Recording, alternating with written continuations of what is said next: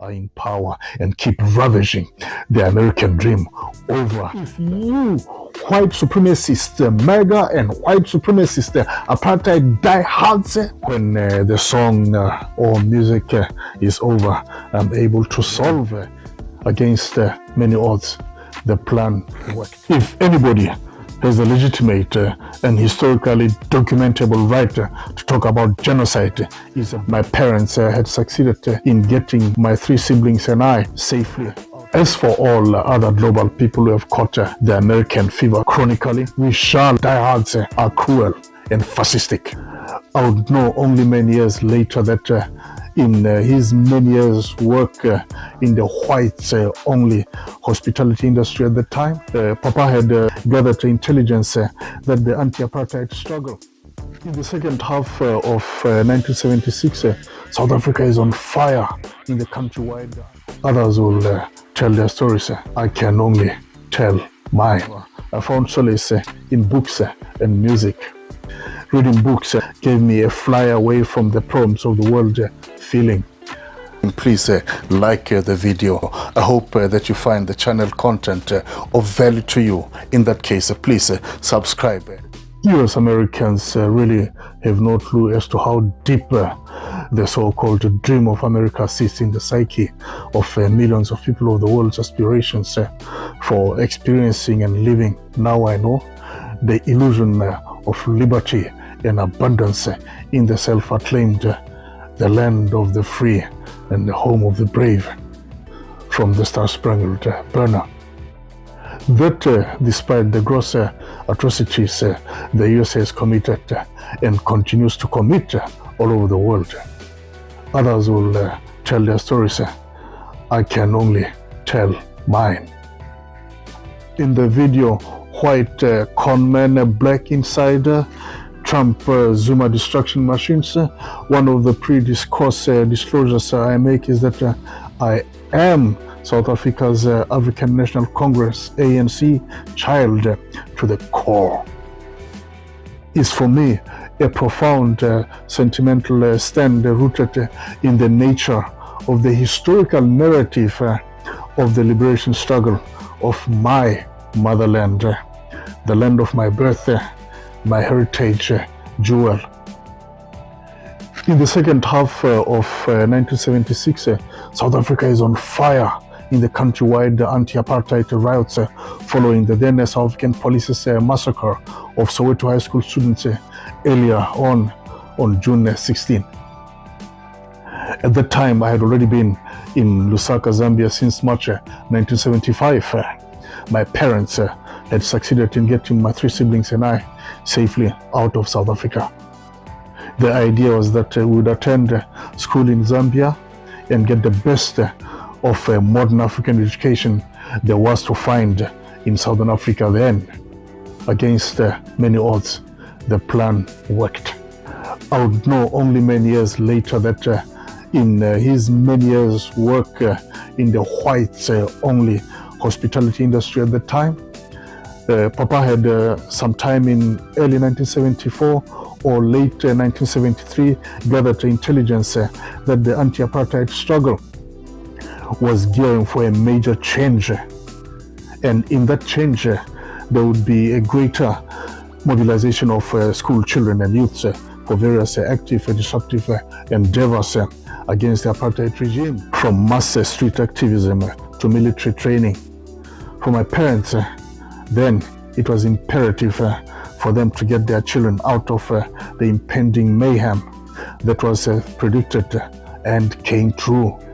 In the mixer of all the post-June 16 apartheid state security brutality as raw as it could get, Steve Biko is murdered by the same. All hell broke loose. The ANC exile community in Lusaka became extremely volatile, especially with the continuous arrival of scores, if not hundreds, of Soweto SKP youths. The youngsters are brought along all degrees of physical injuries and mental traumas. We now know that PTSD was rife, and it affected all of us to varying extents and manifestations.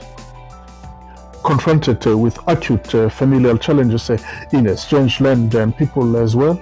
I faced my emotional and mental turmoils alone. However, I found solace in books and music. Reading books and other print media gave me a fly away from the problems of the world feeling. Music gave me an inward feeling. It would feel like I collapsed into myself, into the sea of emotions evoked by the music. Like it is today, it did not matter so much about the music genre, the subject, if not the object of the music. Good melodies, orchestration, the larger the better. Lyrics and the voice, I don't have to understand the language, move my emotions and thoughts into inner spaces I cannot quite put my finger upon, but I know when I'm there, I am suffused with the woolly marshmallowy honey sweet calm, loving sensation that makes me feel like I'm floating inside of me. The more I hear the music, a song's arrangements in its wholeness, the greater I feel I expand inside. The clearer my head becomes. More often than not, when the song or music is over, I'm able to solve challenges, current and even those that have burdened me consciously and or unconsciously over time. If I recall, towards Christmas 1976, my living legend, in his own time, Uncle Obi Chilembo, embarks on a job-related UK visit. An avid music lover himself, upon his return, he, amongst others, had brought along a brand new Stevie Wonder's Songs in the Key of Life double album. The album remains an all-time, all-tracks favorite of mine.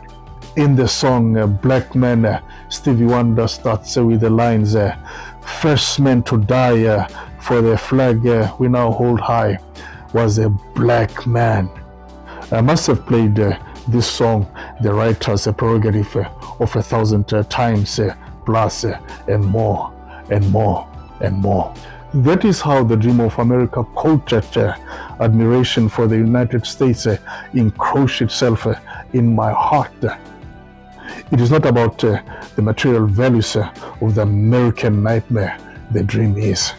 The first man to die for the flag we now hold high was a black man, brought home to me the similarities of the historical narratives of the liberation struggles of my motherland, South Africa, and that of my fellow black people in the United States of America.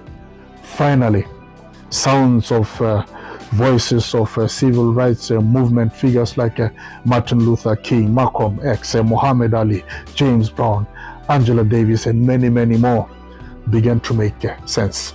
As in South Africa, black people are not as vindictive as white supremacist MAGA and white supremacist apartheid diehards are cruel and fascistic.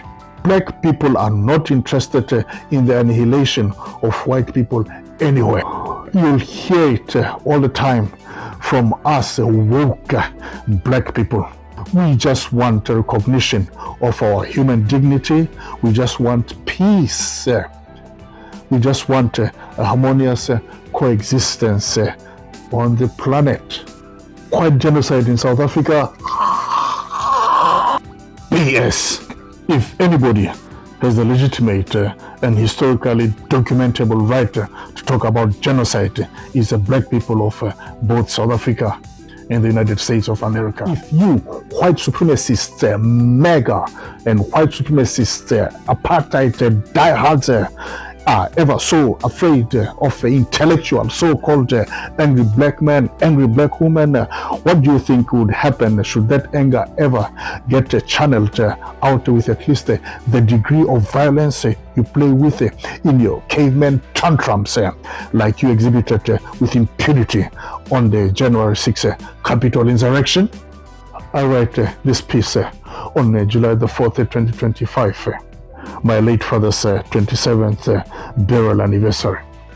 July the 4th will cast a welcome shadow over the USA National Day celebrations for as long as Donald Trump and his MAGA are in power and keep ravaging the American dream over the American people themselves.